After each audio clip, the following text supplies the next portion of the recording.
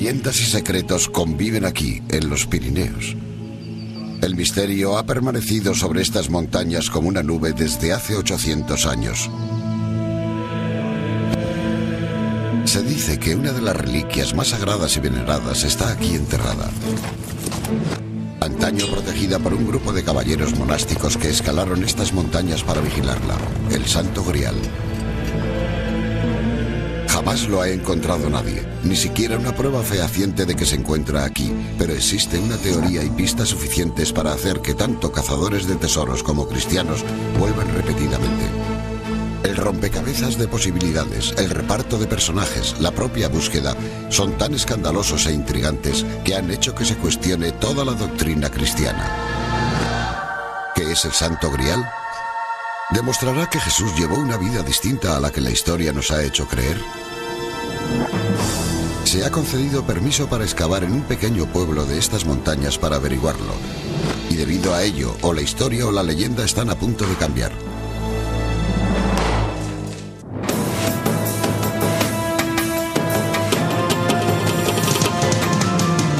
Investigando la historia.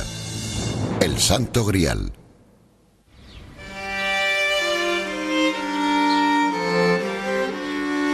Rennes-le-Château es un pequeño pueblo situado en la cima de una colina de los Pirineos al sur de Francia. Es un lugar tranquilo, rodeado de viñedos y castillos medievales. Hasta que llegan los turistas con la intención de descubrir sus secretos.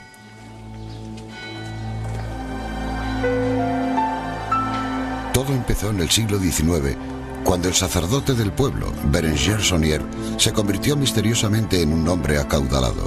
Antaño un pobre cura párroco, de repente comenzó a recibir en su casa a invitados de la alta sociedad y a realizar costosos viajes a París. La historia, que ha ido pasando de generación en generación, dice que Saunier encontró unos tubos de madera escondidos en un pilar que antes había estado a un lado del altar de la iglesia. Enrollados en su interior, había 4 manuscritos con mensajes escritos con una caligrafía antigua. Parecían pasajes de la Biblia, pero con letras añadidas a las palabras como si estuvieran cifradas. ¿Logró Saunier descifrar el antiguo código? 100 años después, y tras pasar por las manos de muchos expertos, su significado sigue siendo un misterio. La respuesta fácil es que eran mapas de tesoros enterrados. Pero eso no es lo que creen los miles de turistas que cada año acuden en peregrinación a este pequeño pueblo. Creen que Saunier encontró algo que utilizó para chantajear a la Iglesia Católica. Un secreto tan demoledor que hizo que se cuestionase toda la doctrina cristiana. Están convencidos de que encontró el verdadero Santo Grial y que no era lo que la cristiandad nos ha hecho creer. No era el cáliz que Jesús pasó a sus discípulos en la última cena, ni la copa que recogió su sangre cuando se murió en la cruz, sino algo mucho más humano.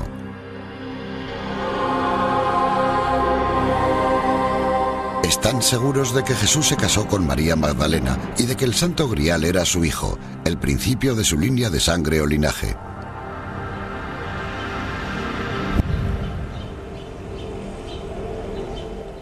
Este hombre es el responsable en una gran parte de esa creencia. Se llama Michael Vaillant, y el libro del que es coautor, Santa Sangre, Santo Grial, propuso esa polémica teoría. Creo que el verdadero concepto de la copa es como símbolo de un recipiente del más santo linaje, de la sangre más santa, y de hecho el recipiente más evidente de la Santa Sangre fue una mujer al dar a luz a un niño de la dinastía. Y nuestro razonamiento es que el símbolo del cáliz es simplemente un modo de disfrazar esta línea de descendencia de David. ¿Se habría casado Jesús con María Magdalena? No veo razón alguna para que no lo hiciera. ¿Cuál es la primera orden, el primer mandamiento de Dios? Creced y multiplicaos. Mire, si Jesús no se hubiera casado con nadie, habría sido una de las acusaciones que la gente habría usado contra él. Habría sido muy inusual. En el antiguo judaísmo, solo las personas involucradas en un sexo específico dejaban de casarse. Es mucho más probable que Jesús se casara, y María Magdalena era una de sus colegas más cercanos. Y así ella se convierte en el Santo Grial. Bayhen y sus coautores pasaron años investigando para escribir Santa Sangre, Santo Grial, volcándose en la Biblia y en los escritos de los primeros padres de la Iglesia, acudiendo a documentos de colecciones privadas y a bibliotecas de todas partes de Inglaterra y Francia. Cuando se publicó, el libro se ganó titulares en los periódicos y críticas de historiadores y de la Iglesia Católica. Pero rápidamente acumuló una secta de seguidores. En 2003, cuando fue publicado el superventas de Dan Brown, El Código Da Vinci, el mundo entero tomó nota de la teoría de Bayhen. La novela de misterio parecía adentrarse en Santa Sangre, Santo Grial, por su trama, una búsqueda del Santo Grial en la que se hablaba de María Magdalena, de Jesús y de la teoría del matrimonio. Pero aquí, en Rennes, hay un misterio añadido. Todo está relacionado con Saunier, el sacerdote del pueblo, y los manuscritos cifrados que halló escondidos en un pilar de su iglesia y que lo convirtieron en un hombre rico. Lo que argumentamos en nuestro libro, y creo que es lo que más se aproxima a la verdad, aunque nunca se sabe, es que le pagaron por buscar unos documentos genealógicos de gran importancia que encontró y por los que recibió dinero. Ya sé que parece todo una locura, pero hay muchas pruebas que lo respaldan, y fue sobre eso sobre lo que escribí en la Santa Sangre y el Santo Grial. Dos de los 4 documentos encontrados se perdieron en un incendio. Los otros 2 no han sido encontrados nunca. ¿Qué había en esos documentos? ¿Pruebas de que Jesús y María Magdalena estaban casados y tuvieron hijos? ¿Un certificado de matrimonio? ¿Una partida de nacimiento? ¿Y cómo llegaron aquí, al sur de Francia? Sean cuales sean las respuestas que guarda este pequeño caserío de los Pirineos, ha resultado imposible conseguirlas durante casi 100 años. Saunier, el sacerdote del pueblo, falleció en 1917 dejando su secreto escondido en la historia. Pero antes de morir, dejó sus propios mensajes cifrados para futuras generaciones. Restauró su iglesia con algunas nuevas y extrañas adiciones. E hizo construir una torre un poco más abajo de la iglesia, a la que llamó Torre Magdala. Bautizó a ambas en el nombre de María Magdalena. La torre y la iglesia son la clave de este misterio. Los habitantes del pueblo dicen que antes de morir Saunier enterró algo debajo de uno o de ambos edificios. Hasta ahora y desde hace casi 100 años, la Corporación Municipal de Rennes-le-Château se negó a conceder permisos para excavar en los edificios de Saunier. Recientemente, el actual alcalde acordó permitir acceso a ellos para estudiarlos a un equipo de investigadores dirigidos por un profesor de religiones del Oriente Medio. Se realizará una excavación para ver qué hay enterrado bajo el suelo de la Torre Magdala, si es que hay algo. Aquellos que creen que Saunier enterró documentos relacionados con el Santo Grial tienen una prueba más que respalda su teoría y que Bayhen examinará mientras esté aquí. Los legendarios caballeros templarios, los monjes que se convirtieron en heroicos guerreros para luchar en el nombre de Dios en las cruzadas, estaban vinculados a esta zona del sur de Francia. Construyeron fortalezas y castillos en los que parece ser un perímetro estratégico que rodea a Rennes-le-Château. Nadie ha podido explicar el porqué. Tal vez no tenga nada que ver con su papel como herreros. Los templarios estuvieron relacionados a otro propósito durante toda su historia. Se decía que eran los guardianes que protegían el Santo Grial. Mañana, cuando comience la excavación en Rennes-le-Château, estarán observando tanto buscadores de tesoros como cristianos con la esperanza de hallar una respuesta a uno de los grandes misterios de todos los tiempos.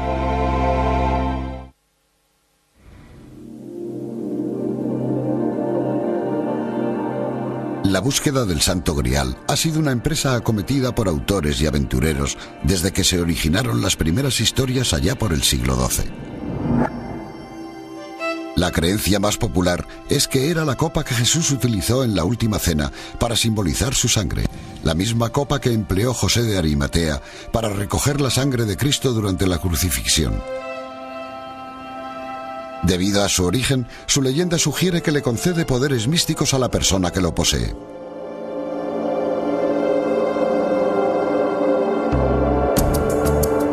Se dice que el rey Arturo lo tuvo durante un tiempo. El Tercer Reich lo buscó durante la Segunda Guerra Mundial y las expediciones enviadas a buscarlas al Monte Templo de Jerusalén se encontraron con falsos muros, gases tóxicos y cuevas difíciles de alcanzar. De todas las historias sobre el Grial, una de las más respetadas, Parzival, fue escrita por Wolfram von Eschenbach en el siglo XII. Von Eschenbach visitó a los templarios en Jerusalén y cuando regresó sin dar explicación alguna, dijo que los verdaderos guardianes del Grial eran los templarios. ¿Quiénes eran los templarios? Se les concedió a aquellos religiosos soldados la tarea de proteger el más sagrado de todos los símbolos cristianos. Y si fue así, ¿por qué fueron elegidos? La iglesia del Temple en Londres, construida por los caballeros templarios en 1185, nos da algunas pistas. El diseño era más sentimiento que belleza. Quisieron una iglesia redonda que les recordara al Santo Sepulcro, el lugar más sagrado de Jerusalén, donde lucharon en las cruzadas en nombre de la cristiandad. En la plaza del exterior de la iglesia hay una estatua de 2 caballeros a caballo, simbolizando la vida de pobreza y hermandad que voluntariamente llevaron.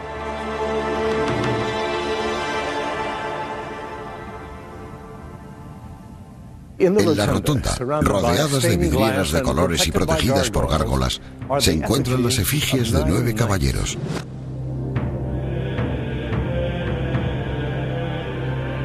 Eran un grupo de monjes que se convirtieron en guerreros. Hicieron votos de celibato para ser puros para la lucha. Dirigieron a las cruzadas hasta la Tierra Santa y luego hicieron guardia mientras los cristianos acudían a ella en peregrinación. Muchos dieron su vida por la causa. Durante sus 200 años de historia se convirtieron en los primeros banqueros, en arquitectos y terratenientes, pero por encima de todo eran guerreros.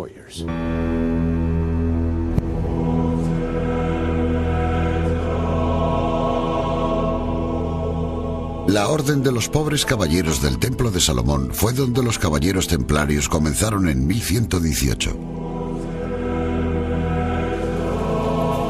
Eran un pequeño grupo de caballeros. Algunos fijan su número en 9, otros en 30. Acababan de lograr la victoria de la primera cruzada. Habían ganado la Tierra Santa para la cristiandad después de 450 años. Ahora se quedarían en Jerusalén como guerreros de Dios.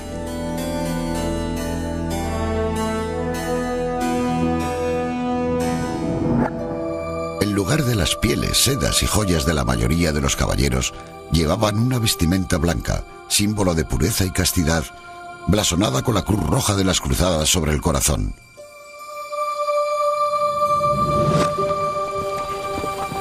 Cabalgaban a la batalla en silencio tras un estandarte blanco y negro. Cuando estaban preparados, sonaba una trompeta y cantaban un coro del Salmo de David.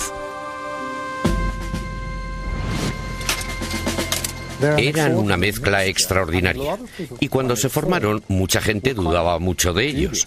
A los hombres del medievo no les gustaba mucho la idea de lo que ellos consideraban un híbrido. Tenías que ser una cosa u otra.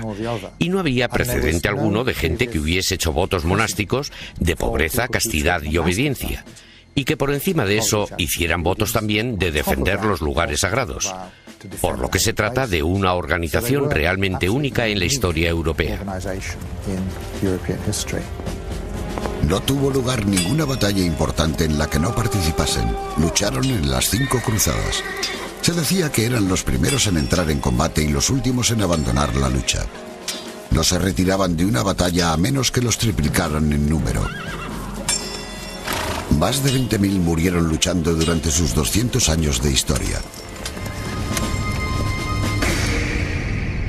Se regían por 75 austeros preceptos recibidos de la Iglesia, desde comer carne 3 veces por semana hasta dormir en colchones de paja. Nunca podían estar solos en compañía de una mujer. No podían tener propiedades personales y, sobre todo, tenían que regirse por las normas de pobreza, castidad, humildad y obediencia. A cambio, el Papa sería su protector. No estaban bajo las órdenes de reyes como otros caballeros, solo bajo las del pontífice. Se convirtieron en temas de poemas y canciones. La gente contaba historias sobre los caballeros blancos que la habían salvado en el momento de mayor peligro. Los hombres acudían en gran número a la orden. A finales del siglo XIV había secciones por toda Europa. Pero no fueron sus actos de heroísmo, ni su dedicación a la causa, los que crearon el misticismo que rodeaba a los templarios y que ha durado hasta el siglo XXI. Sino la especulación sobre que habían logrado excavar bajo el monte del templo, donde habían encontrado reliquias religiosas entre las que se incluía el Santo Grial. Creo que a veces se asocia a los templarios con el Santo Grial, pero es discutible de qué se trata en realidad. Podría no ser un objeto concreto en absoluto. En realidad, podría tratarse de una alegoría o de un conjunto de ideas. Sin embargo, 800 años después, la simple sugerencia de que los templarios fueron enviados a Jerusalén por la Iglesia para buscar el Santo Grial les ha proporcionado una secta de partidarios. Todos los años se escriben nuevos libros sobre los templarios, algunos por serios historiadores. Pero como indica la doctora Karen Rawls en Los Templarios y el Grial, la última tendencia es hablar de la posibilidad de un tesoro enterrado. 8 siglos después, los templarios han servido de inspiración para otra serie más de leyendas. Durante 200 años, los caballeros templarios fueron los hijos bienaventurados de la Iglesia Católica, y luego llegó un final tan trágico y devastador que nada pudo salvarlos ni a ellos ni a su querido Santo Grial.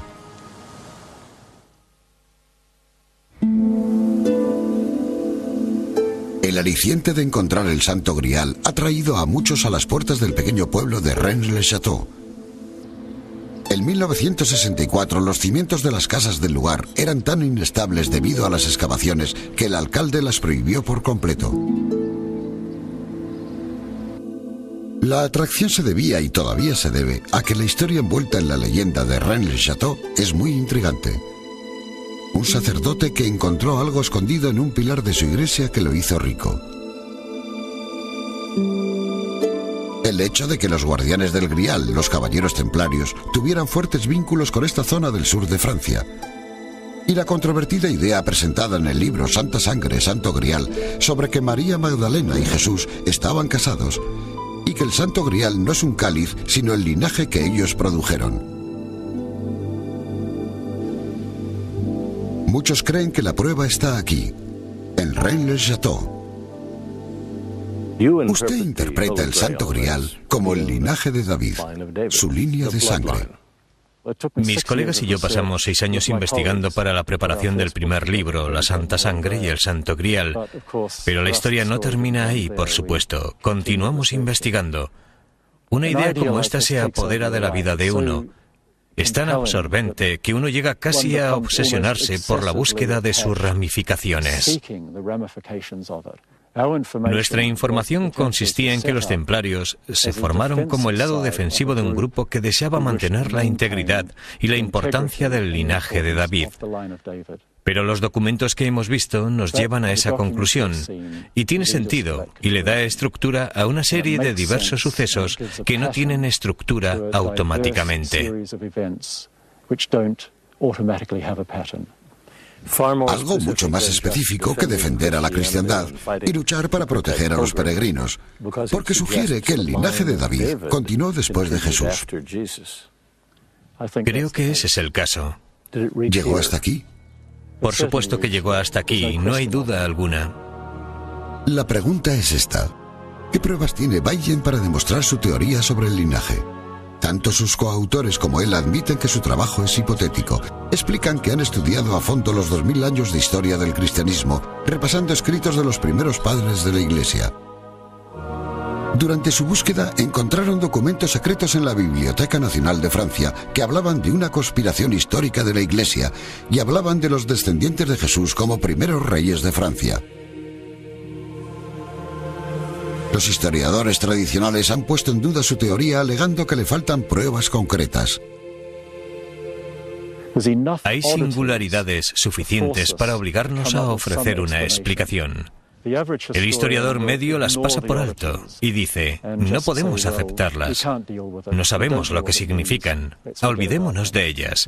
Mi actitud es la de incluir las singularidades en la ecuación y luego pensar en ellas. La teoría de Bayes sigue atrayendo turistas a Rennes-le-Château. El año posterior a la publicación de su libro hubo 30.000. Este año el número ha ascendido a 100.000. Han estado apremiando a la corporación de Rennes-le-Château desde hace años para que investigue el secreto de Saunier. Finalmente, había que hacer una excavación para descubrir la verdad. Cuando llegaron las personas adecuadas y sugirieron echar un vistazo, el alcalde actual decidió que era hora de ver si había algo de verdad en la historia. En su primera visita a Rennes, los científicos procedentes de California, Michigan y Roma realizaron estudios por medio de un radar de penetración del suelo, o GPR, tanto en la torre como en la iglesia. Empleando pulsaciones, alta frecuencia y energía electromagnética, el GPR puede localizar objetos enterrados sin excavar. Si no hay nada enterrado, la imagen es plana, pero cuando hay algo, la imagen muestra un pico. Debajo de la torre, el análisis del suelo reveló la presencia de una especie de objeto. No sabemos qué clase de objeto. Un objeto enterrado de otra época. Puede ser un cofre, podría ser un fregadero viejo simplemente, o podría ser una piedra grande. Pero solo detectó la presencia de un objeto, y nos interesa saber de qué se trata. También había dos objetos bajo el suelo de la iglesia. La iglesia es un monumento francés. El alcalde tendrá que pasar por los canales gubernamentales apropiados para conseguir el permiso de excavación, pero la Torre Magdala es propiedad privada. Ha autorizado una excavación que tendrá lugar el día de hoy. El doctor Andreas Buratalou, un arqueólogo romano, estará a mano en el caso de que se encuentre algo. Pero los otros científicos son reacios a estar aquí contemplando en lo que Rennes se ha convertido. Desde que Saunier, el sacerdote, falleció en 1917, el misterio de Rennes se ha exagerado de tal modo que ahora se dice que hay pistas en todo, desde los cuadros al propio paisaje. Y por si eso no fuera misterio suficiente para un lugar tan pequeño, los admiradores han reescrito un resumen sobre Rennes, incluyendo en él un lugar de geometría sagrada, un camino hacia el mundo espiritual e incluso un lugar de aterrizaje para extraterrestres. Y me estaba explicando que cree que Rennes es una especie de unión, una coyuntura. ¿Coyuntura entre...? ¿Y el cosmos? Sí. Hoy ha habido personas que me han hablado de los platillos volantes que vieron anoche sobre esta torre. De una sensación mágica, de que aquí hay una fuerza especial. Todo ello contribuye a aumentar el número de turistas que vienen. Por supuesto, la gente ve platillos volantes sobre la torre y me alegro mucho de ello. Pero claro, lo triste es que eso hace que una investigación seria sea un poco más difícil y creo que ese es el problema. Los residentes lo han aprovechado todo al máximo.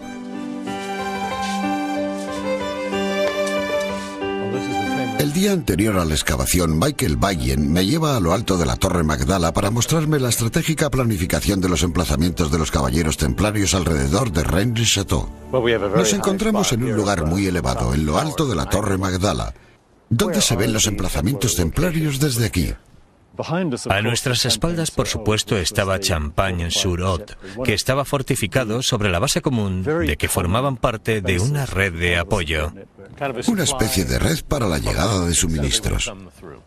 Traían el material, entrenaban a la gente, criaban caballos, recaudaban dinero, lo enviaban a la Tierra Santa. Y allí están las ruinas del castillo de Blossor. Lo único que se puede ver son los riscos de piedra caliza. Sí. Pero ahí nació uno de los grandes maestros del temple. No era un castillo templario, pero procedía de él. Y luego, más al sur, ¿En aquel promontorio? En aquel promontorio está uno de los mayores castillos templarios que he visto. ¿De veras? Es realmente espectacular. Este era el aspecto que tenía la disposición de los emplazamientos templarios alrededor de Rennes-le-Château. Champagne-Siraud, un puesto de suministro fortificado de los templarios para las mercancías que iban a la Tierra Santa, se encontraba detrás de Rennes. El castillo de uno de los grandes maestros templarios más influyentes, Blanchefort, está a la izquierda de su parte frontal, y Bessy, un castillo defensivo a gran escala a la derecha. Los tres unidos formando lo que parece ser un perímetro estratégico alrededor de Rennes. Decidimos examinar de cerca lo que fue el cuartel general de los templarios de la zona, Bessy, a 1 hora en coche desde Rennes. Esta es la vieja carretera de acceso de los templarios, y cuando ascendamos un poco más veremos que reforzaron la carretera con cantería. Ajá. Y está bastante bien, evidentemente era más ancha en los viejos tiempos para poder subir con los caballos. Es un lugar de difícil acceso.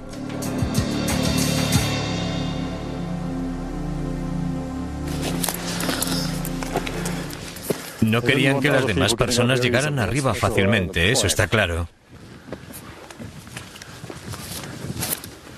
Allí está Rennes-le-Château. Sí, aquello es Rennes. Es una posición muy estratégica. ¿Por qué necesitaban aquí un puesto de avanzada? Nadie lo sabe. No parece lógico porque toda la red de apoyo del sur estaba preparada para suministrar el material que necesitaban para el Oriente Medio. No te hagas cargo de un lugar como este sin tener motivos para ello. Es difícil llegar a él, es muy defendible.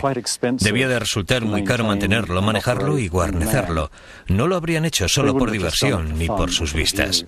Es evidente que era una parte integral de la red de los templarios, de la red de comunicación de los templarios.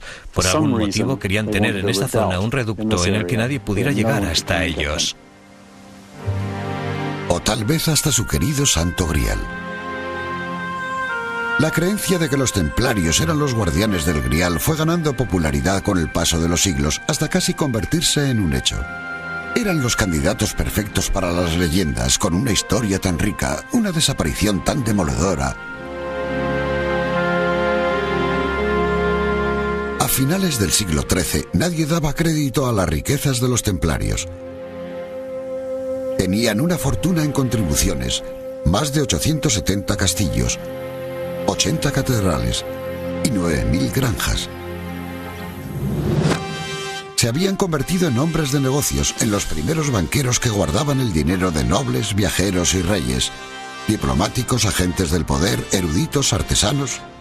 Se decía que su riqueza ensombrecía la de los reyes. ¿Qué había sido de los caballeros que habían hecho votos de una vida de hermandad y pobreza? Aunque pocos lo decían en alto, muchos pensaban que los templarios habían perdido su humildad. Los veían como personas ricas y arrogantes. Preguntaban por qué sus reuniones se tenían que celebrar en secreto.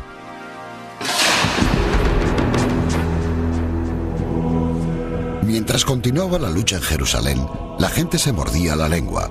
Pero en 1239 los templarios perdieron su querido Jerusalén, que volvió a caer en manos de los musulmanes. Si estás dedicado a la defensa de Jerusalén y de los lugares sagrados y a los asentamientos de los latinos en el Oriente Medio y lo pierdes todo o alguien lo pierde, y eso es exactamente lo que sucedió en 1291 cuando los cristianos fueron expulsados de las tierras de Palestina y de Siria y tuvieron que retirarse a Chipre. Si eso ocurre, tienes un punto identificable en el tiempo que la gente puede señalar como un momento de fracaso. Hemos vertido nuestro dinero en ellos y han fracasado. Han perdido las tierras de los cruzados.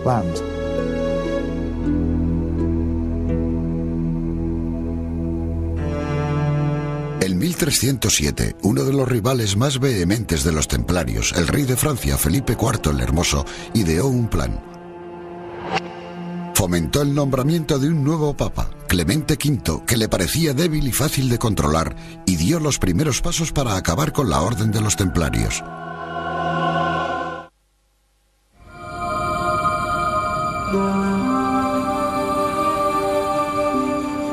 El alcalde ha decidido comenzar temprano la excavación debajo de la Torre Magdala en Rennes-le-Château para tener privacidad.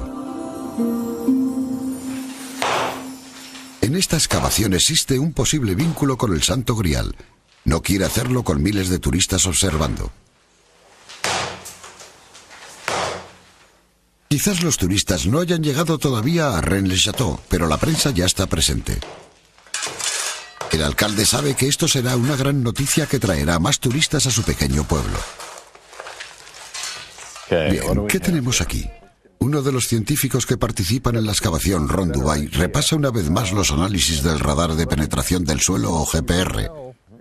Utilizando energía electromagnética, el GPR ha identificado un objeto bajo el suelo de la torre. Se nota en el sedimento que en esta zona ha sucedido algo. Lo más probable en este caso es que alguien haya cavado ahí. Nadie lo sabe. Y me entusiasma la posibilidad de ver lo que es. Me parece muy interesante porque el objeto se encuentra casi en el centro de la torre. Y eso me dice que, sea lo que sea, fue puesto ahí a propósito. Si hay algo enterrado bajo la torre, hoy se encontrará. Hay varias posibilidades sobre lo que puede ser. 2 de los 4 documentos que el sacerdote Saunier encontró en el pilar de su iglesia aún no han aparecido. Podría ser el mapa de un tesoro o una explicación sobre lo que es el Santo Grial. Aquí, la mayoría de la gente busca información sobre el Santo Grial, pero, irónicamente, el líder del equipo, el Dr. Robert Eisenman, busca algo totalmente distinto: una relación con los manuscritos del Mar Muerto. Me refiero a que en el templo, de algún modo, en algún momento de las cruzadas, no al principio, sino después de 20 o 25 años, parece que surgió una nueva versión sobre la actividad de los cruzados. Y parece que surgió repentinamente. Y sin embargo, tiene un tremendo parecido con la ideología y la comunidad de los manuscritos del Mar Muerto. Está el manuscrito de guerra de Qumran. Es uno de los manuscritos del Mar Muerto más famosos. Se llama La guerra de los hijos de la luz contra los hijos de las tinieblas. En mi opinión, una ideología de este tipo está muy relacionada a algunas de las cosas que sabemos sobre el movimiento templario y a algunas de las ideas que pudieron surgir en la Edad Media que dieron origen a esto.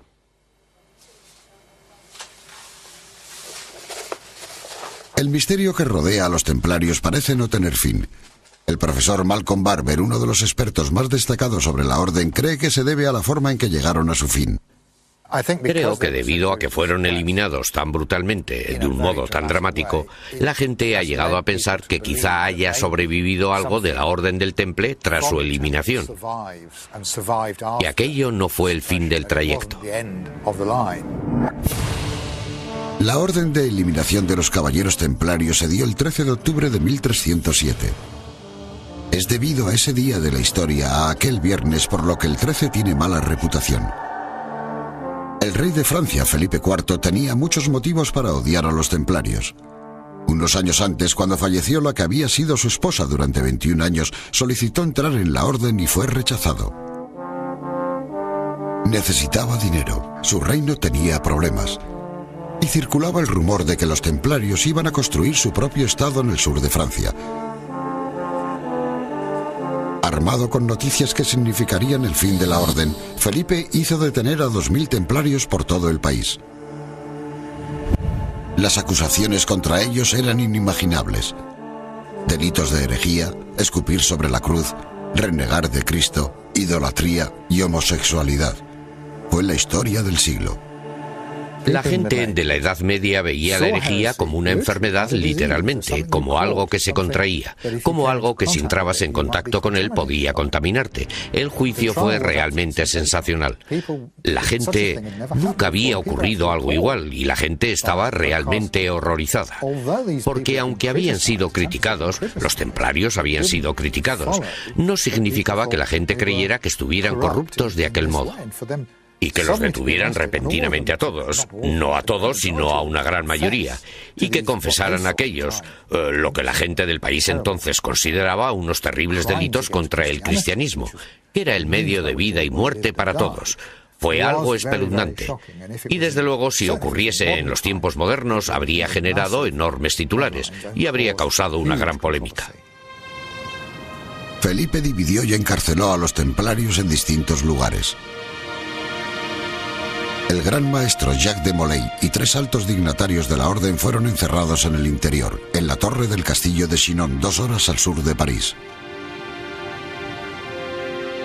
A regañadientes y apremiados por el Papa, los monarcas de otros países europeos empezaron a detener a los templarios. Los juicios se alargaron. 7 años después de su detención, de Molay fue quemado en la hoguera por hereje. Al morir, de Molay juró que el Papa y el Rey pagarían por aquello. Al cabo de un año, ambos estaban muertos.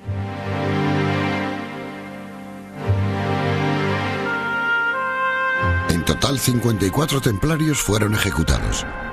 Otros fueron encarcelados a cadena perpetua. La orden fue disuelta oficialmente.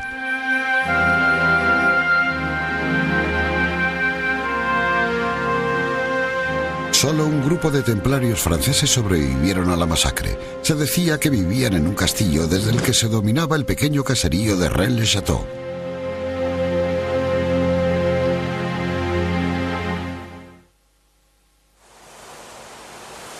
Es temprano por la mañana en el sur de Francia. La excavación en la Torre Magdala en Rennes-le-Château hace rato que ha empezado. Después de tan solo 20 minutos, los excavadores anuncian que han tropezado con algo.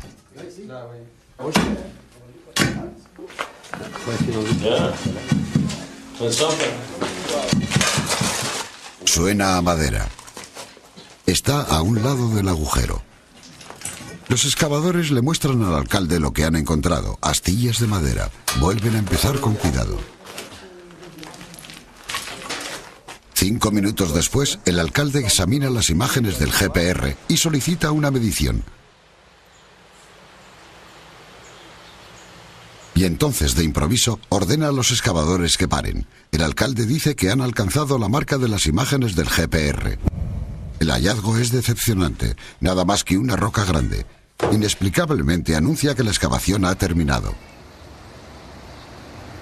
Un siglo de especulación sobre la relación de este pueblo con el Santo Grial ha llegado a su final. ¿O no? No hay explicación alguna para las astillas de madera. No deciden seguir excavando cerca de donde los hombres creyeron haber encontrado madera. El alcalde ya está hablando sobre la próxima excavación bajo el suelo de la iglesia. Ahora está seguro de que tiene cosas realmente importantes bajo el suelo de la iglesia. Eso es lo que se percibe claramente. No es algo barroco, sino unos sepulcros bastante importantes. Y si logra encontrarlos, su pueblo estará preparado para mayores y mejores cosas, por supuesto. ¿Y ahora solicitará excavar allí tal vez? Va a mover a todas las fuerzas políticas que le sea posible para conseguir algo en ese sentido. Hay algunas preguntas apremiantes sobre la excavación. ¿Por qué se detuvo cuando encontraron astillas de madera? ¿Podría haber un cofre enterrado a un lado del agujero? ¿O es eso simplemente lo que queremos pensar? Los misterios sobre el Grial no se resuelven fácilmente, y a este, al de Rennes-le-Château, aún le falta mucho para su esclarecimiento.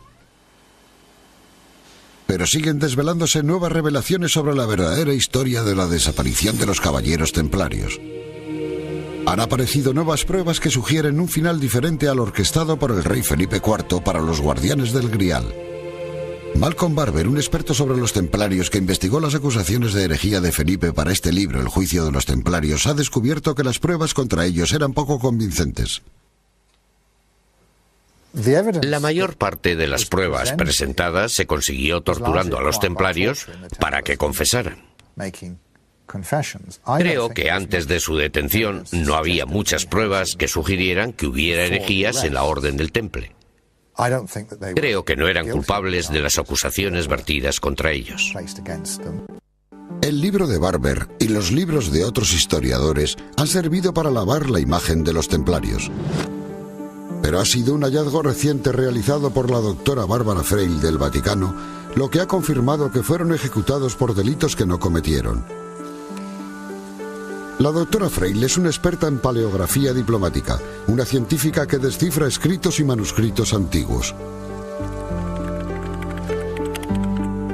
Mientras realizaba una investigación sobre los papas medievales en los archivos secretos del Vaticano, encontró un documento que databa del siglo XIV, que había estado perdido durante 700 años. Conocido como el Pergamino de Chinon, era un documento oficial firmado por el Papa Clemente V en el que indultaba a los caballeros templarios de todas las acusaciones de herejía. Tras analizar las marcas y autentificar el documento, la doctora Freil se lo mostró a algunos especialistas en los templarios. Tutti e quattro mi hanno confermato que questo documento era... Los cuatro confirmaron que era un documento desconocido para la comunidad científica internacional. Y en ese momento tuvimos que admitir que estábamos ante un documento desconocido que existía desde hacía 700 años. No hay pruebas de que el documento hubiese sido escondido a propósito. La pregunta es esta: ¿por qué no lo hizo público el Papa para salvar a los templarios antes de que fueran ejecutados? In realtà il Papa non poteva muoversi, era addirittura sorvegliato all'interno della stessa corte. El Papa no podía moverse. Estaba vigilado por espías franceses que informaban sobre todos sus movimientos. La Iglesia francesa se habría declarado autónoma y se habría separado de la Iglesia de Roma. Era un problema enorme. De hecho, la cristiandad se habría dividido en dos bajo la amenaza de este chantaje. Pero Felipe subestimó la necesidad de Clemente de que un día la historia lo viera como algo más que un papa títere. Cuando ya no había peligro, envió a sus cardenales a realizar una misión secreta en la prisión de Chinon. Jacques de Molay, el gran maestro, y 3 de los altos dignatarios de la orden habían estado encarcelados en el campanario durante 7 años y habían sido torturados hasta admitir las acusaciones que pesaban contra ellos. Todos los días los llevaban de vuelta a la fría celda de piedra en la que realizaban grabados en las paredes, dibujos sagrados y símbolos de guerreros que aún hoy siguen allí.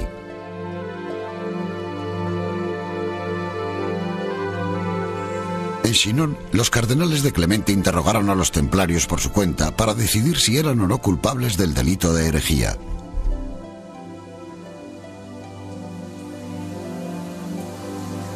Non si è trattato di un proscioglimento, cioè i templari non sono stati dichiarati innocenti semplicemente, perché purtroppo... No declararon inocentes a los templarios, porque por desgracia, al interrogarlos, se dieron cuenta de que la orden había cometido algunos delitos.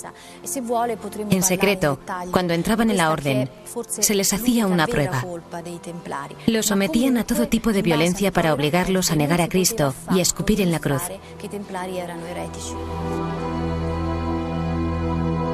Se trataba irónicamente de una prueba para cerciorarse de que todos los templarios tenían lo que hacía falta para ser guerreros de Dios. Debido a sus poco ortodoxas pruebas, el Papa no podía decir que los templarios eran inocentes.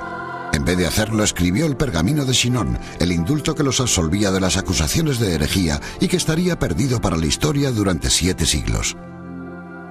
Bárbara Freil descubrió un documento por medio del cual el Papa indultaba a los templarios, pero nunca llegó a manos del rey. Curiosamente, tenemos todos los documentos de la Inquisición, pero no tenemos esos. Solo tenemos la carta que los legados enviaron al Papa, y está claro que la disposición del Papa era buena, por lo que saber que hay un documento en el que los absuelve no me sorprende en absoluto. Solo hace que la tragedia sea mayor. El rey francés los traicionó totalmente. ¿Y qué fue del Santo Grial? Si los caballeros templarios realmente lo encontraron, ¿qué fue de él tras su desaparición? ¿Lo encontró el pobre sacerdote de un pueblo del sur de Francia y chantajeó a la iglesia para guardar el secreto? ¿O es la leyenda de Rennes-le-Château una fantasía al igual que tantas otras historias sobre el Santo Grial? 2 sepulcros escondidos bajo el suelo de una iglesia esperan la respuesta. Por ahora, este misterio sobre el Santo Grial permanece oculto en los Pirineos.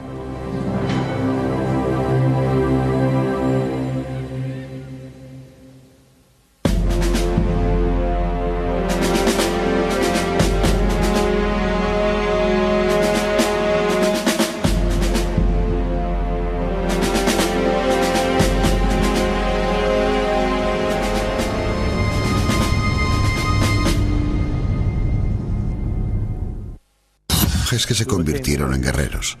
Hicieron votos de celibato para ser puros para la lucha. Dirigieron a las cruzadas hasta la Tierra Santa y luego hicieron guardia mientras los cristianos acudían a ella en peregrinación. Muchos dieron su vida por la causa. Durante sus 200 años de historia se convirtieron en los primeros banqueros, en arquitectos y terratenientes, pero por encima de todo eran guerreros.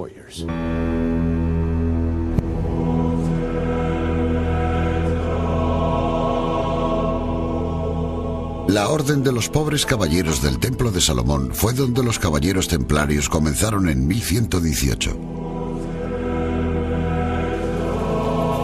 Eran un pequeño grupo de caballeros. Algunos fijan su número en 9, otros en 30. Acababan de lograr la victoria de la primera cruzada. Habían ganado la Tierra Santa para la cristiandad después de 450 años. Ahora se quedarían en Jerusalén como guerreros de Dios.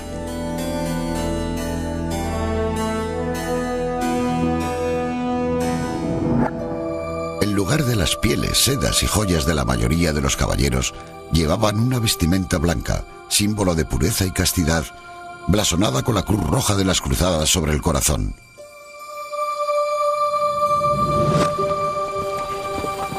Cabalgaban a la batalla en silencio tras un estandarte blanco y negro. Cuando estaban preparados, sonaba una trompeta y cantaban un coro del Salmo de David. Eran una mezcla extraordinaria, y cuando se formaron, mucha gente dudaba mucho de ellos. A los hombres del medievo no les gustaba mucho la idea de lo que ellos consideraban un híbrido. Tenías que ser una cosa u otra. Y no había precedente alguno de gente que hubiese hecho votos monásticos de pobreza, castidad y obediencia, y que por encima de eso hicieran votos también de defender los lugares sagrados. Por lo que se trata de una organización realmente única en la historia europea. No tuvo lugar ninguna batalla importante en la que no participasen. Lucharon en las 5 cruzadas. Se decía que eran los primeros en entrar en combate y los últimos en abandonar la lucha. No se retiraban de una batalla a menos que los triplicaran en número. Más de 20.000 murieron luchando durante sus 200 años de historia. Se regían por 75 austeros preceptos recibidos de la Iglesia, desde comer carne 3 veces por semana hasta dormir en colchones de paja. Nunca podían estar solos en compañía de una mujer.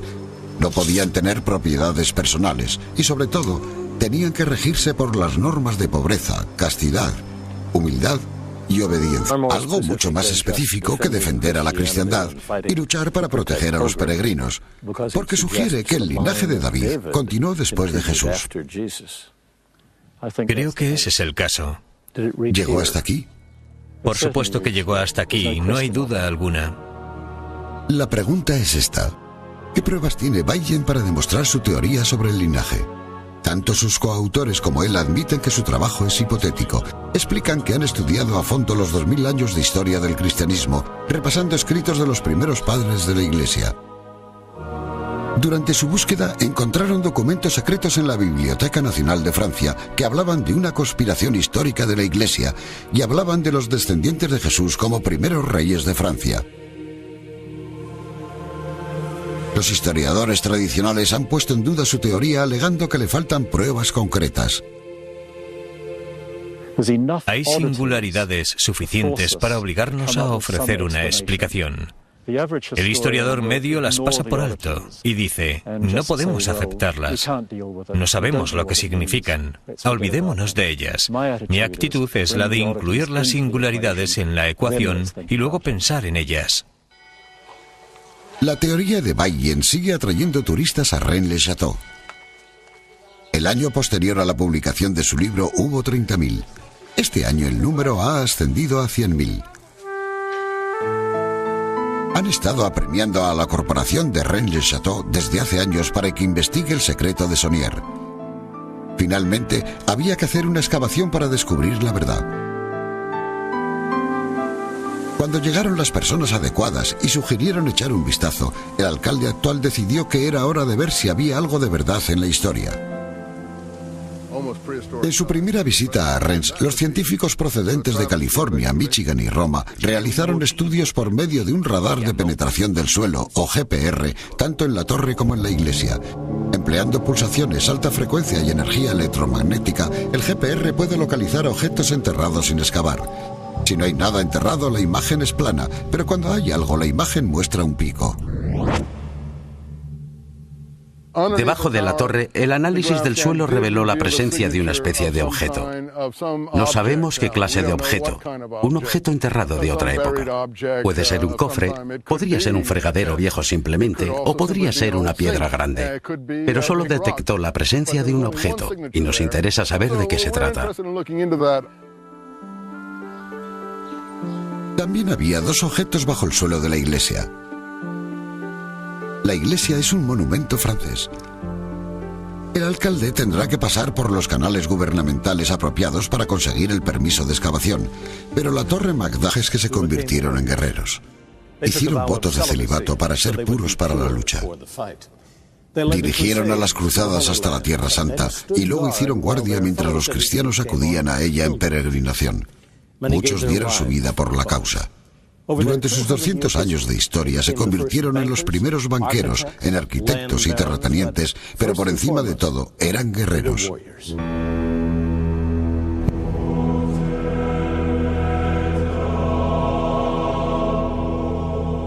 La Orden de los Pobres Caballeros del Templo de Salomón fue donde los caballeros templarios comenzaron en 1118. Eran un pequeño grupo de caballeros. Algunos fijan su número en 9, otros en 30. Acababan de lograr la victoria de la primera cruzada. Habían ganado la Tierra Santa para la cristiandad después de 450 años. Ahora se quedarían en Jerusalén como guerreros de Dios.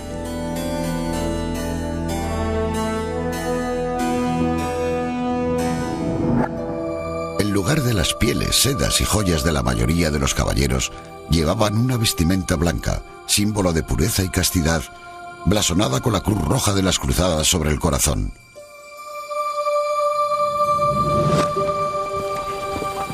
Cabalgaban a la batalla en silencio tras un estandarte blanco y negro.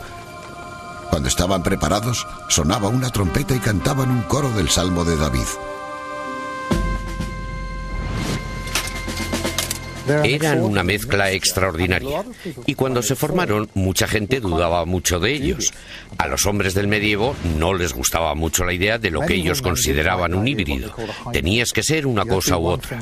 Y no había precedente alguno de gente que hubiese hecho votos monásticos de pobreza, castidad y obediencia, y que por encima de eso hicieran votos también de defender los lugares sagrados. Por lo que se trata de una organización realmente única en la historia europea. No tuvo lugar ninguna batalla importante en la que no participasen. Lucharon en las 5 cruzadas. Se decía que eran los primeros en entrar en combate y los últimos en abandonar la lucha. No se retiraban de una batalla a menos que los triplicaran en número. Más de 20.000 murieron luchando durante sus 200 años de historia. Se regían por 75 austeros preceptos recibidos de la Iglesia, desde comer carne 3 veces por semana hasta dormir en colchones de paja. Nunca podían estar solos en compañía de una mujer. No podían tener propiedades personales y, sobre todo, tenían que regirse por las normas de pobreza, castidad, humildad y obediencia. Sus reuniones se tenían que celebrar en secreto.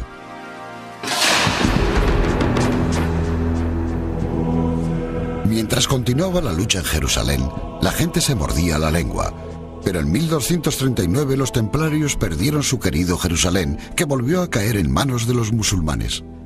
Si estás dedicado a la defensa de Jerusalén y de los lugares sagrados y a los asentamientos de los latinos en el Oriente Medio y lo pierdes todo o alguien lo pierde, y eso es exactamente lo que sucedió en 1291 cuando los cristianos fueron expulsados de las tierras de Palestina y de Siria y tuvieron que retirarse a Chipre. Si eso ocurre, tienes un punto identificable en el tiempo que la gente puede señalar como un momento de fracaso. Hemos vertido nuestro dinero en ellos y han fracasado. Han perdido las tierras de los cruzados.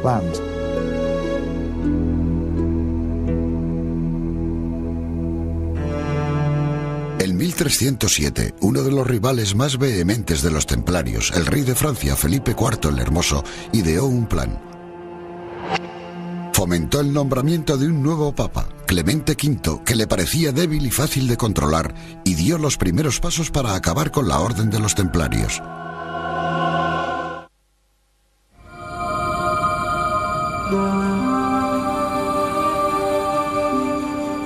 El alcalde ha decidido comenzar temprano la excavación debajo de la Torre Magdala en Rennes-le-Château para tener privacidad. En esta excavación existe un posible vínculo con el Santo Grial. No quiere hacerlo con miles de turistas observando. Quizás los turistas no hayan llegado todavía a Rennes-le-Château, pero la prensa ya está presente. El alcalde sabe que esto será una gran noticia que traerá más turistas a su pequeño pueblo. Bien, ¿qué tenemos aquí? Uno de los científicos que participan en la excavación, Ron Dubai, repasa una vez más los análisis del radar de penetración del suelo o GPR. Utilizando energía electromagnética, el GPR ha identificado un objeto bajo el suelo de la torre. Se nota en el sedimento que en esta zona ha sucedido algo. Lo más probable en este caso es que alguien haya cavado ahí. Nadie lo sabe. Y me entusiasma la posibilidad de ver lo que es. Me parece muy interesante porque el objeto se encuentra casi en el centro de la torre. Y eso me dice que, sea lo que sea, fue puesto ahí a propósito. Si hay algo enterrado bajo la torre, hoy se encontrará. Hay varias posibilidades sobre lo que puede ser. Nadie ha podido explicar el porqué. Tal vez no tenga nada que ver con su papel como guerreros. Los templarios estuvieron relacionados a otro propósito durante toda su historia. Se decía que eran los guardianes que protegían el Santo Grial. Mañana, cuando comience la excavación en Rennes-le-Château, estarán observando tanto buscadores de tesoros como cristianos con la esperanza de hallar una respuesta a uno de los grandes misterios de todos los tiempos.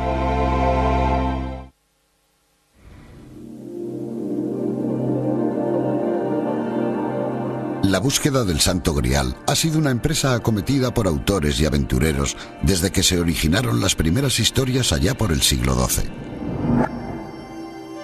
La creencia más popular es que era la copa que Jesús utilizó en la última cena para simbolizar su sangre, la misma copa que empleó José de Arimatea para recoger la sangre de Cristo durante la crucifixión.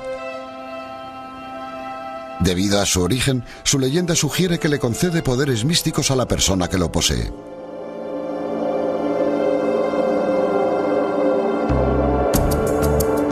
Se dice que el rey Arturo lo tuvo durante un tiempo. El Tercer Reich lo buscó durante la Segunda Guerra Mundial y las expediciones enviadas a buscarlas al Monte Templo de Jerusalén se encontraron con falsos muros, gases tóxicos y cuevas difíciles de alcanzar. De todas las historias sobre el Grial, una de las más respetadas, Parzival, fue escrita por Wolfram von Eschenbach en el siglo XII. Von Eschenbach visitó a los templarios en Jerusalén y cuando regresó sin dar explicación alguna, dijo que los verdaderos guardianes del Grial eran los templarios. ¿Quiénes eran los templarios? Se les concedió a aquellos religiosos soldados la tarea de proteger el más sagrado de todos los símbolos cristianos. Y si fue así, ¿por qué fueron elegidos? La iglesia del Temple en Londres, construida por los caballeros templarios en 1185, nos da algunas pistas.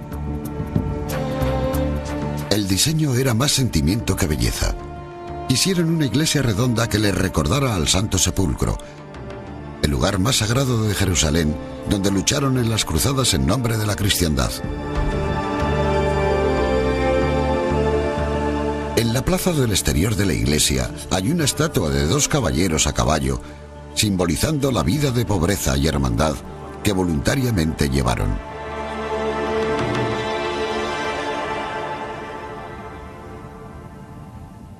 En la rotonda, rodeadas de vidrieras de colores y protegidas por gárgolas, se encuentran las efigies de 9 caballeros.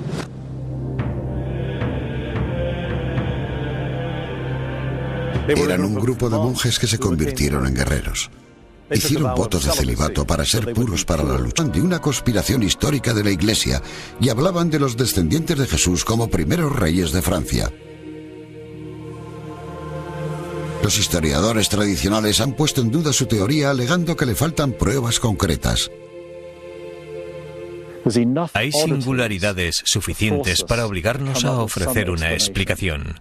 El historiador medio las pasa por alto y dice, no podemos aceptarlas, no sabemos lo que significan, olvidémonos de ellas. Mi actitud es la de incluir las singularidades en la ecuación y luego pensar en ellas. La teoría de Bayes sigue atrayendo turistas a Rennes-le-Château. El año posterior a la publicación de su libro hubo 30.000. Este año el número ha ascendido a 100.000.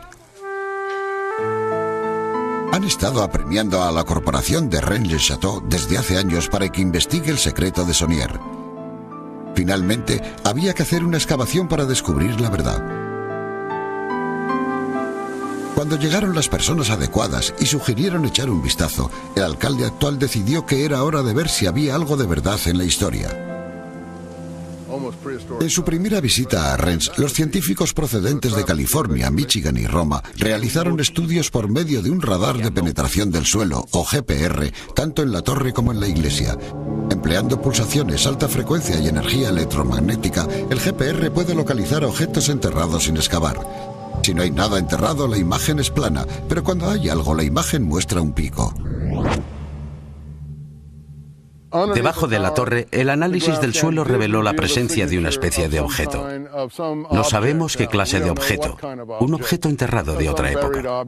Puede ser un cofre, podría ser un fregadero viejo simplemente, o podría ser una piedra grande. Pero solo detectó la presencia de un objeto, y nos interesa saber de qué se trata.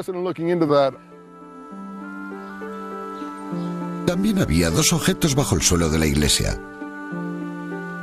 La iglesia es un monumento francés.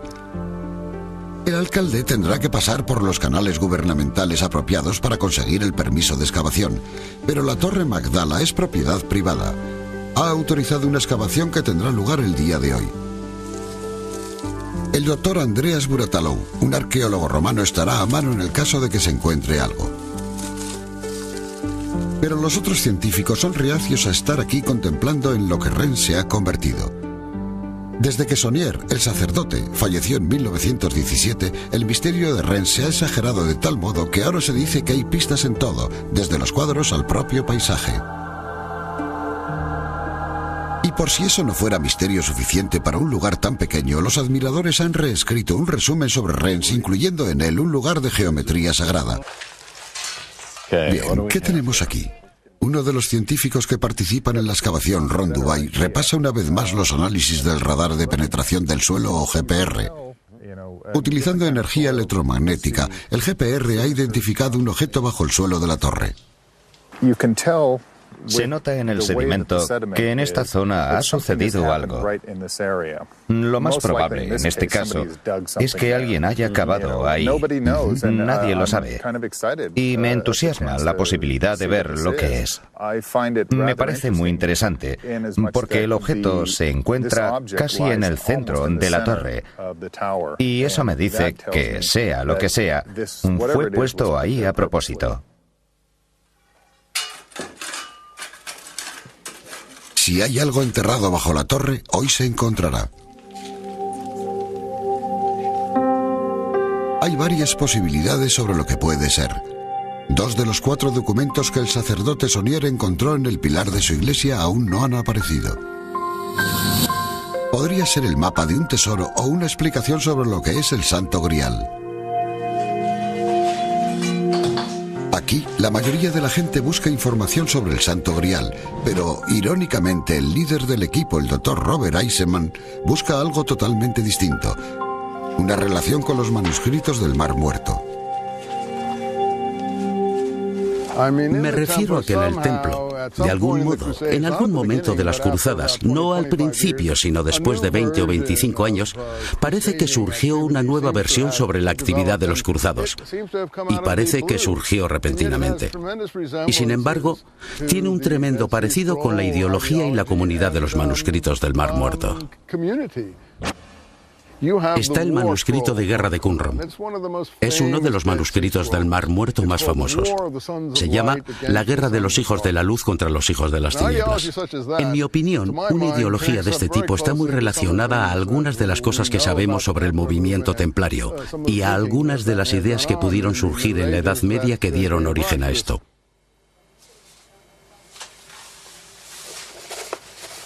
El misterio que rodea a los templarios parece no tener fin. El profesor Malcolm Barber, uno de los expertos más destacados sobre la orden, cree que se debe a la forma en que llegaron a su fin.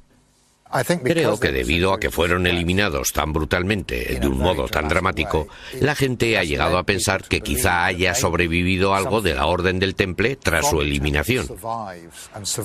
Y aquello no fue el fin del trayecto. La orden de eliminación de los caballeros templarios se dio el 13 de octubre de 1307. Es debido a ese día de la historia, a aquel viernes, por lo que el 13 tiene mala reputación. Al morir, de Molay juró que el Papa y el Rey pagarían por aquello. Al cabo de un año, ambos estaban muertos.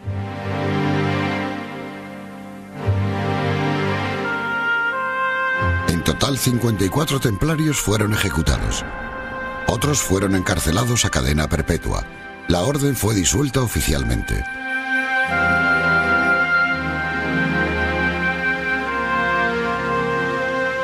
Solo un grupo de templarios franceses sobrevivieron a la masacre. Se decía que vivían en un castillo desde el que se dominaba el pequeño caserío de Rennes-le-Château.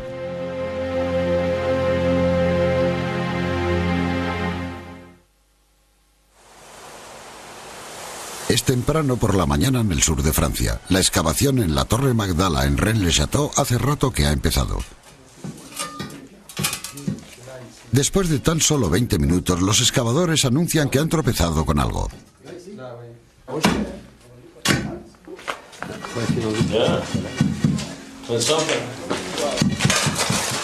Suena a madera. Está a un lado del agujero. Los excavadores le muestran al alcalde lo que han encontrado, astillas de madera. Vuelven a empezar con cuidado. 5 minutos después, el alcalde examina las imágenes del GPR y solicita una medición.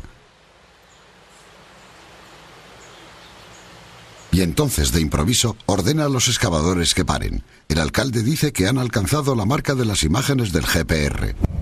El hallazgo es decepcionante, nada más que una roca grande. Inexplicablemente anuncia que la excavación ha terminado. Un siglo de especulación sobre la relación de este pueblo con el Santo Grial ha llegado a su final. ¿O no? No hay explicación alguna para las astillas de madera. No deciden seguir excavando cerca de donde los hombres creyeron haber encontrado madera. El alcalde ya está hablando sobre la próxima excavación bajo el suelo de la iglesia. Ahora está seguro de que tiene cosas realmente importantes bajo el suelo de la iglesia. Eso es lo que se percibe claramente. No es algo barroco, sino unos sepulcros bastante importantes. Y si logra encontrarlos, su pueblo estará preparado para mayores y mejores cosas, por supuesto. ¿Y ahora solicitará excavar allí tal vez? Va a mover a todas las fuerzas políticas que le sea posible para conseguir algo en ese sentido. Hay algunas preguntas apremiantes sobre la excavación. ¿Por qué se detuvo cuando encontraron astillas de madera? ¿Podría haber un cofre enterrado a un lado del agujero? ¿O es eso simplemente lo que queremos pensar? Los misterios sobre el Grial no se resuelven fácilmente, y a este, al de Rennes, baja. Nunca podían estar solos en compañía de una mujer. No podían tener propiedades personales, y sobre todo, tenían que regirse por las normas de pobreza, castidad, humildad y obediencia. A cambio, el Papa sería su protector. No estaban bajo las órdenes de reyes como otros caballeros, solo bajo las del pontífice. Se convirtieron en temas de poemas y canciones. La gente contaba historias sobre los caballeros blancos que la habían salvado en el momento de mayor peligro. Los hombres acudían en gran número a la orden. A finales del siglo XIV había secciones por toda Europa. Pero no fueron sus actos de heroísmo ni su dedicación a la causa los que crearon el misticismo que rodeaba a los templarios y que ha durado hasta el siglo XXI, sino la especulación sobre que habían logrado excavar bajo el monte del templo, donde habían encontrado reliquias religiosas entre las que se incluía el Santo Grial. Creo que a veces se asocia a los templarios con el Santo Grial, pero es discutible de qué se trata en realidad. Podría no ser un objeto concreto en absoluto. En realidad, podría tratarse de una alegoría o de un conjunto de ideas. Sin embargo, 800 años después, la simple sugerencia de que los templarios fueron enviados a Jerusalén por la Iglesia para buscar el Santo Grial les ha proporcionado una secta de partidarios. Todos los años se escriben nuevos libros sobre los templarios, algunos por serios historiadores. Pero como indica la doctora Karen Rouse en Los Templarios y el Grial, la última tendencia es hablar de la posibilidad de un tesoro enterrado. 8 siglos después, los templarios han servido de inspiración para otra serie más de leyendas. Durante 200 años, los caballeros templarios fueron los hijos bienaventurados de la Iglesia Católica, y luego llegó un final tan trágico y devastador que nada pudo salvarlos ni a ellos ni a su querido Santo Grial.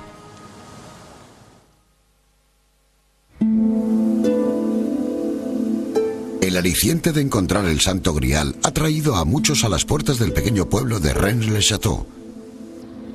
En 1964 los cimientos de las casas del lugar eran tan inestables debido a las excavaciones que el alcalde las prohibió por completo. La atracción se debía y todavía se debe a que la historia envuelta en la leyenda de Rennes-le-Château es muy intrigante.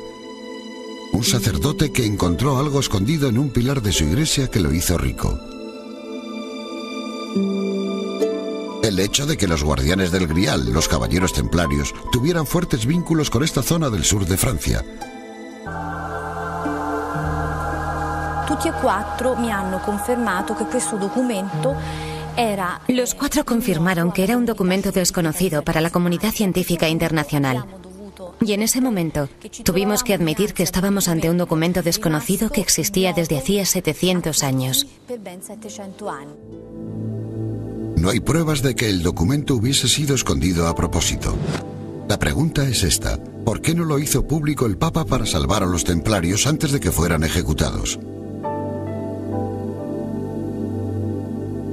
In realtà il Papa non poteva muoversi, era addirittura sorvegliato all'interno della stessa corte. El Papa no podía moverse. Estaba vigilado por espías franceses que informaban sobre todos sus movimientos. La Iglesia francesa se habría declarado autónoma y se habría separado de la Iglesia de Roma. Era un problema enorme.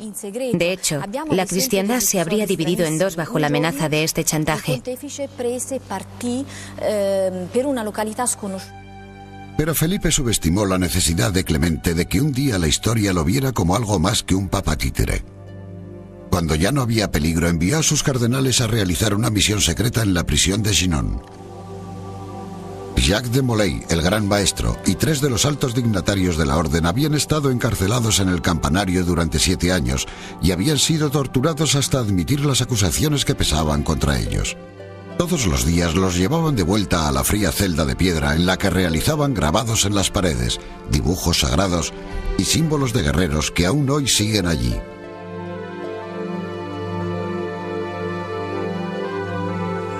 En Chinon, los cardenales de Clemente interrogaron a los templarios por su cuenta para decidir si eran o no culpables del delito de herejía.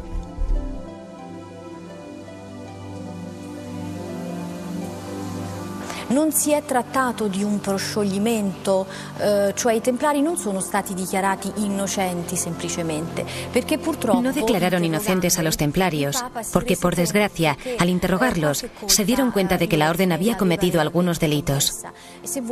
En secreto, cuando entraban en la orden, se les hacía una prueba.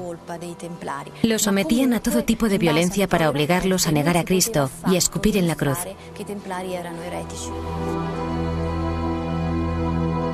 Se trataba irónicamente de una prueba para cerciorarse de que todos los templarios tenían lo que hacía falta para ser guerreros de Dios. Debido a sus poco ortodoxas pruebas, el Papa no podía decir que los templarios eran inocentes. En vez de hacerlo, escribió el Pergamino de Chinon, el indulto que los absolvía de las acusaciones de herejía y que estaría perdido para la historia durante 7 siglos.